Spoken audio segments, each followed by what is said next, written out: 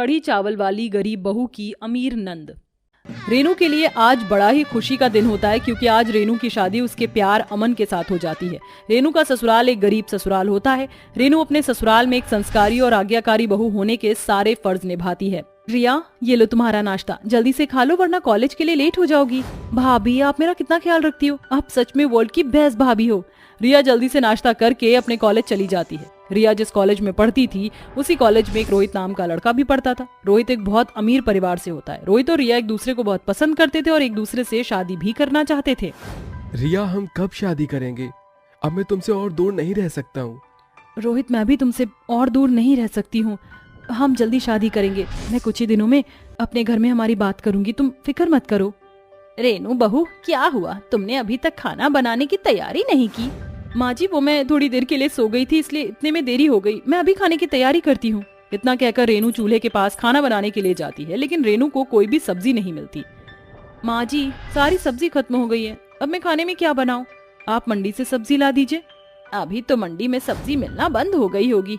एक काम करो, घर में थोड़ी लस्सी रखी हुई है और तुम लस्सी से कढ़ी बना दो और उसके साथ में चावल बना देना। जिसके बाद रेनू चूल्हे के पास जाती है और रखी हुई लस्सी से कढ़ी बनाती है। रेनू के हाथ की कढ़ी चावल पूरे परिवार को बहुत ज्यादा पसंद आते हैं। अरे रेनू, कढ़ी चावल तो बहुत ही अच्छे बने हैं। मैंने आज तक इतने अच्छे कढ़ी चावल कभी भी नहीं खाए। हाँ बहू, सच में कढ़ी चावल तो बहुत अच्छे बने हैं। इतने अच्छे कढ़ी चावल तो मैंने आज तक नहीं बनाए। भाभी, मैं तो कह रही हूँ कि आप कढ़ी चावल की दुकान खोल लो, फिर देखना हर कोई कढ़ी चावल खाने के लिए आपके पास ही आएगा और कहीं नहीं जाएगा। अरे बस बस, आप सब तारीफ ही करते रहेंगे क्या, या खाना भी खाएंगे? खाना ठंडा हो जाएगा। रेनू के हाथ के कढ़ी चावल सबको इतने ज्यादा पसंद आते हैं कि वो अब हर तीसरे दिन रेनू से कढ़ी चावल बनवाया करते थे। ऐसे ही समय बीतता रहता है।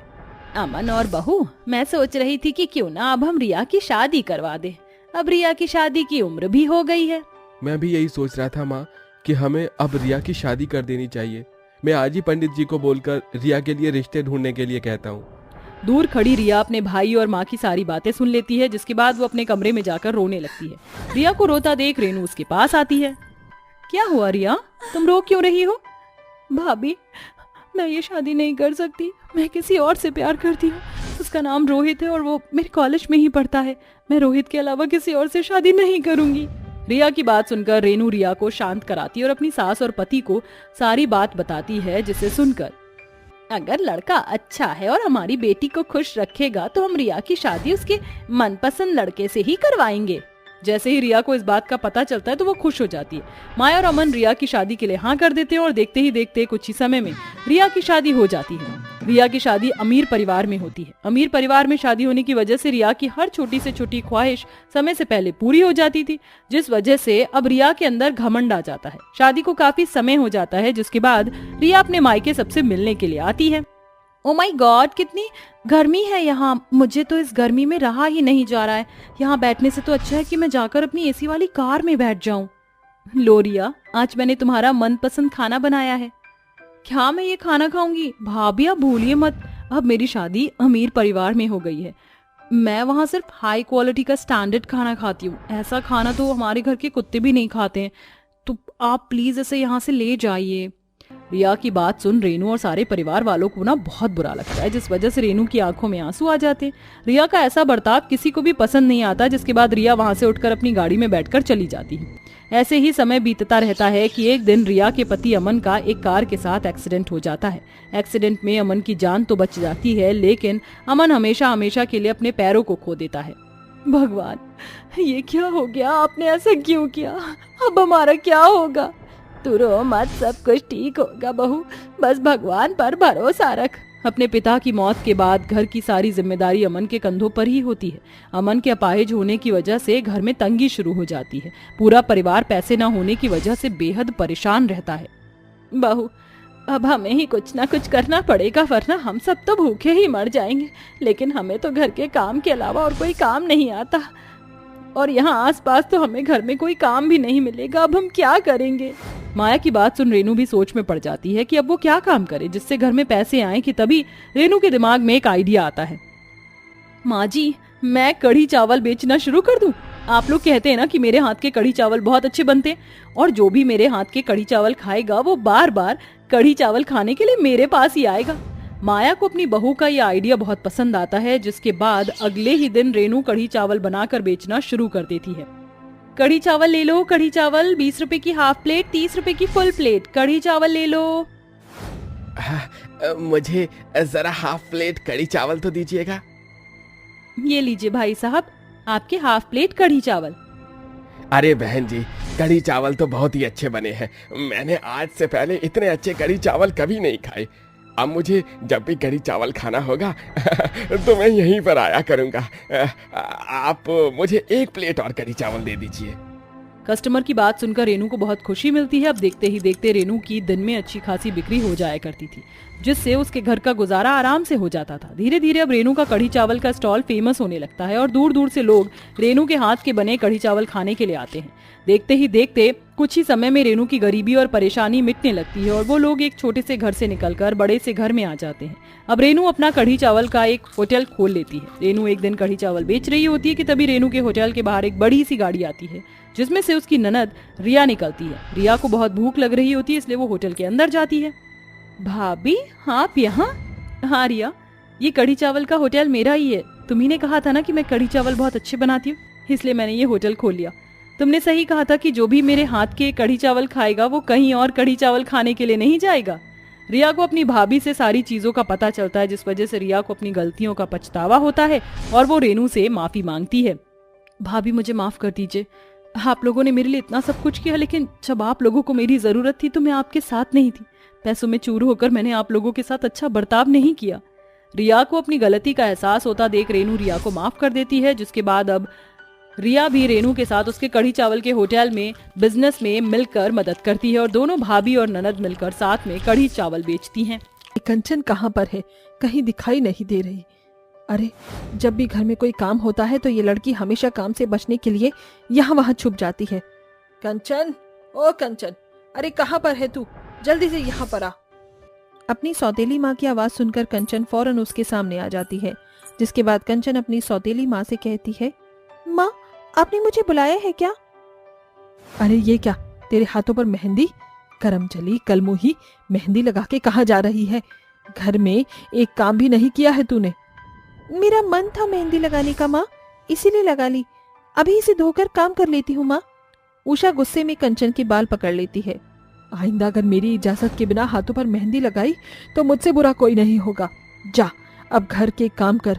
आज शाम को रुचिका को देखने वाले आ रहे हैं, और हाँ, अपनी ये काली शक्ल लेकर मेहमानों के सामने मत आना।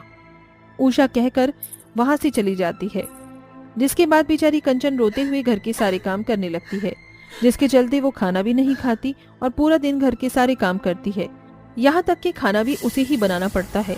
कंचन का रंग बहुत ज्यादा काला था, जिसके चलते उसकी सौतेली माँ उसे जरा भी पसंद नहीं करती थी और वो सारा प्यार अपनी बेटी रुचिका को ही दिया करती थी। हे भगवान, बहुत ज्यादा गर्मी लग रही है। पसीना पहुंच पहुंच कर कंचन रसोई में काम कर रही होती है कि तभी अचानक से गर्म तेल होने की वजह से उसकी कुछ पूड़ियां जल जाती हैं। अरे ये क्या, पूड़ियां तो जल गईं। अगर माँ ने ये सब देख लिया तो वो मुझ पर बहुत गुस्सा करेंगी, इसलिए मुझे इन पूरियों को छुपा देना चाहिए। सबके खाना खाने के बाद मैं ये सारी पूरियां जानवरों को खिला दूंगी।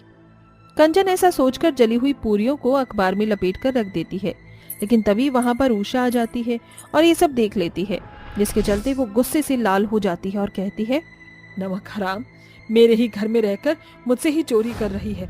बता, इस अखबार में तू क्या छुपा रही है? मैं सब जानती हूँ। जैसी तेरी माँ चिंदी चोर थी, वैसे ही तू भी चिंदी चोर है। अपनी असली माँ के बारे में ये सब सुनकर कंचन की आंखों में आंसू आ जाते हैं। नहीं माँ, ऐसी कोई बात नहीं है। मैं तो बस ये जली हुई पूड़ियाँ छुपा रही थी ताकि आप देख ना लो। अगर आप देखती तो मुझे बहुत डांटती। कंचन के हाथों में जली हुई पूड़ियां देखकर उषा कंचन के मुंह पर एक जोरदार तमाचा मारती है। एक तो चोरी, ऊपर से सीना चोरी। अरे ये सब क्या है? तू इस घर का अनाज खराब कर रही है। अरे तू जानती भी है कितनी मेहनत से इस घर में अंदर राशन आता है। यहाँ तेरी माँ या तेरा बाप रख कर नहीं गया है। मुझे माफ कर दीजिए माँ, आइंदा से ऐसा कभी नहीं करूंगी। अगर शाम को मेहमानों के सामने कुछ भी गड़बड़ हुई तो मैं तेरी खाल उधेड़ कर रख दूंगी। मुझसे बुरा कोई नहीं होगा, इसीलिए ख्याल रखना, कोई भी चीज खराब नहीं होनी चाहिए। उषा ऐसा कहकर वहां से चली जाती है, जिसके बाद कंचन बहुत ही ध्यान से खाना बनाना शुरू करती है। शाम तक वो सारा खाना बना लेती है। शाम को उसकी सौतेली बहन रुचिका को देखने वाले घर पर आते हैं। अरे वाह उषा बहन, तुम्हारी बेटी तो बहुत गोरी और सुंदर है। ऐसी ही लड़की ढूंढ रही थी मैं। बहन जी, लड़का तो आपका भी बहुत सुंदर है और मुझे आपका लड़का पसंद है। मेरी बेटी के लिए ये लो, मुंह मीठा करो, मेरी तरफ से तो रिश्ता पक्का है। महेश्वरी और उषा दोनों एक दूसरे को मिठाइयाँ खिलाती हैं। यहाँ रिश्ते की बात पक्की हो जाती है। वहीं रुचिका अपनी सौतेली बहन कंचन के पास जाती है और उसे चिढ़ाने लगती है। देखा तुमने, ये लोग पहली बार मुझे देखने आए थे और पहली बार में ही पसंद कर लिया मुझे। और माने पता है तुम्हारे लिए कितने रिश्ते देखे होंगे। अभी तक तुम्हारे कालेपन की वजह से तुम्हें किसी ने भी पसंद नहीं किया। इससे ज्यादा फोटी किस्मत और क्या हो सकती है। रुचिका की बात सुनकर कंचन रोने लगती है। अपनी मगरमच्छ के आंसू मुझे दिखाने की जरूरत नहीं है। मैं सब जानती हूँ, तुम्हें बस रोने से अटेंशन चाहिए होती है। रुचिका बहुत ज्यादा घमंडी थी। उसे अपनी खूबसूरती का सबसे ज्यादा घमंड था और इसी के चलते वो अपनी सौतेली बहन कंचन को बहुत सुनाया करती थी। ऐसे ही कुछ दिन बीतने के बाद धीरे धीरे रुचिका की शादी की रस्में शुरू हो जाती हैं और देखते ही देखते वो दिन आ जाता है जिस दिन शादी से एक दिन पहले रात के समय सभी लोग मेहंदी लगवाने के लिए तैयार हो जाते हैं। अरे रुचिका, तूने ये तो बताया ही नहीं कि तेरी पार्लर वाली हमें मेहंदी लगाने के लिए यहाँ पर आएगी या फिर हमें ही उसके पास जाना होगा। वे लोग यहाँ नहीं आएंगे, हमें उनके पास जाना होगा क्योंकि वहाँ पर बहुत बड़े बड़े मेहंदी कलाकार हैं और वो लोग मेहंदी बहुत अच्छे से लगाते हैं। पर मैं नहीं चाहती कि मेरी मेहंदी पर किसी की काली नजर पड़े। बाकी तो तुम समझदार हो। रुचिका यहाँ भी अपनी काली बहन कंचन को ताना दे रही होती है।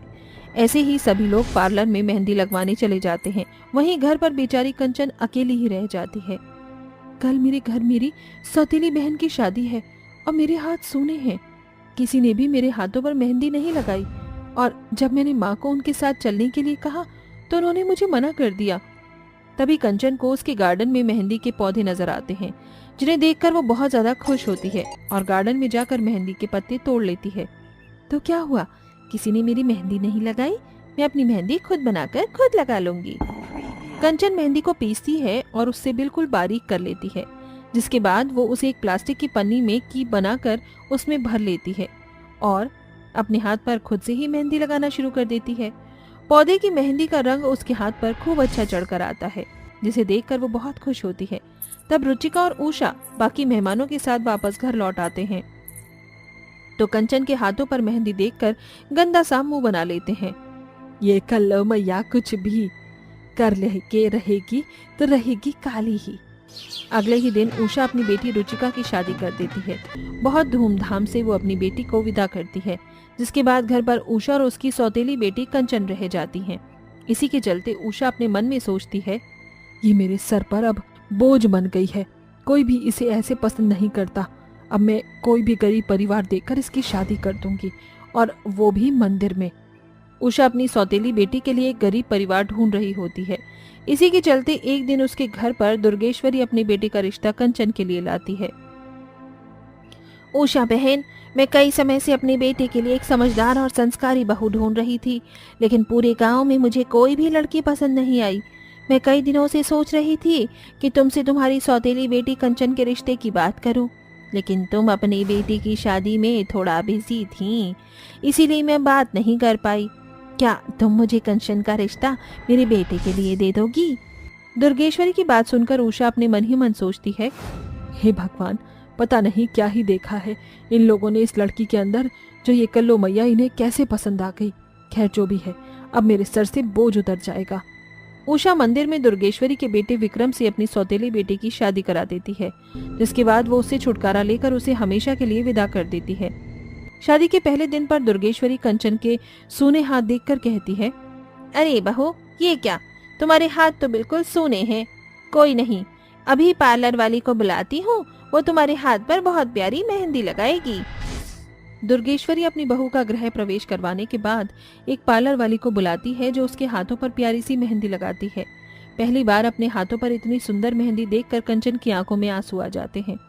मुझे मेहंदी लगाना बहुत पसंद था, लेकिन कभी भी मेरी माँ ने मुझे मेहंदी लगाने नहीं दी। सुना था कि ससुराल जाकर लड़कियां बहुत परेशान होती हैं, लेकिन मुझे लगता है कि मेरे ससुराल वाले बहुत अच्छे हैं। अरे बहू, तू घर की केवल बहू ही नहीं बल्कि बेटी भी है, और हम तेरे सारे सपने पूरे करेंगे, ये मेरा तुझसे वादा है। तुझे भूख लगी होगी, रुक, मैं तेरे लिए गर्मा गर्म पूड़ियाँ बना कर लाती हूँ। दुर्गेश्वरी अपने हाथों से गर्मा गर्म पूड़ियाँ बना कर लाती है और कंचन को अपने हाथों से खिलाती है। इतना प्यार देखकर कंचन बहुत खुश होती है और कहती है, बरसों से मैं इस प्यार के लिए तरस रही थी। ये प्यार लड़कियों को हमेशा अपने मायके से मिलता है, लेकिन मुझे तो ये प्यार मेरे ससुराल में आकर मिला है। चलो, बहुत अच्छी बात है। मेरा मायका मेरे सपोर्ट में ना सही, लेकिन मेरा ससुराल मेरे सपोर्ट में तो है। कंचन की आंखों में आंसू आ जाते हैं। दुर्गेश्वरी उसे गले से लगा लेती है। तभी उसका पति विक्रम कहता है, इस घर में तुम्हें कभी कोई दुख नहीं देगा, ये मेरा तुमसे वादा है। लाखों दुख झेलने के बाद कंचन आखिरी में अपने ससुराल में खुशी खुशी रहने लगती है।